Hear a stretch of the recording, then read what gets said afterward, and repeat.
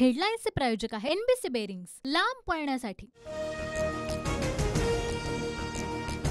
उद्धव ठाकरे अडचणीत असतील तेव्हा मदत करणारा पहिला मीच असेल। टीव्हीनांच्या महामुलाखतीतून पंतप्रधान मोदींचं भुवया उंचावणारं वक्तव्य।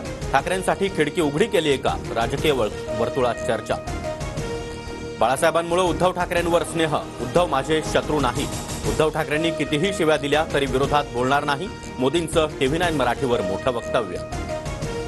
उद्धव ठाकरेंच्या आजारपणामध्ये रश्मी वहिनींना फोन करून रोज विचारपूस करायचो।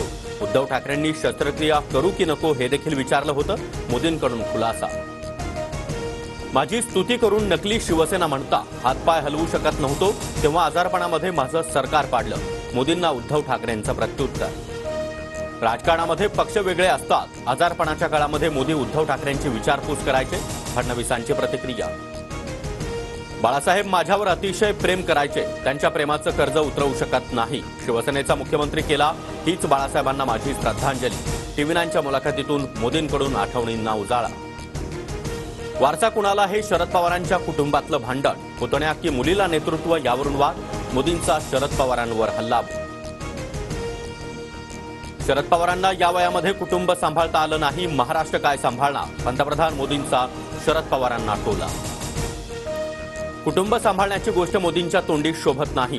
लोकांसांगे ब्रह्मज्ञान, आपण मात्र कोरडे पाषाण, अशी मोदींची अवस्था। रोहित पवारांचं ट्विट। सत्तेच्या लालचीपणामुळेच उद्धव ठाकरे मुख्यमंत्री झाले। लोकांच्या भावना आमच्यासोबत आणि राग ठाकरे आणि पवारांविरोधात। TV9च्या मुलाखतीमध्ये मोदींचं रोखठोक वक्तव्य। मी सत्तेसाठी सर्व करतो म्हणता, मग मोदी त्यांची खुर्ची का सोडत नाही? अजूनही त्यांना पंतप्रधान व्हायचं आहे। उद्धव ठाकरेंचा मोदींवर पलटवार। आताही एनडीएकडे 400च्या जवळपास जागा, पण संविधान बदलण्याचं पाप आम्ही कधीही करणार नाही। TV9च्या मुलाखतीमधून विरोधकांना मोदींचं प्रत्युत्तर। सत्तेमध्ये आल्यावर 1 वर्ष जल्लोषात संविधान दिन साजरा करणार, पहिला पत्ता उघडतो म्हणत मोदींची TV9 मराठीवर मोठी घोषणा। राहुल गांधी रायबरेलीमधून लोकसभा निवडणूक लढवणार, तर KL शर्मा यांना अमेठीतून काँग्रेसची उमेदवारी।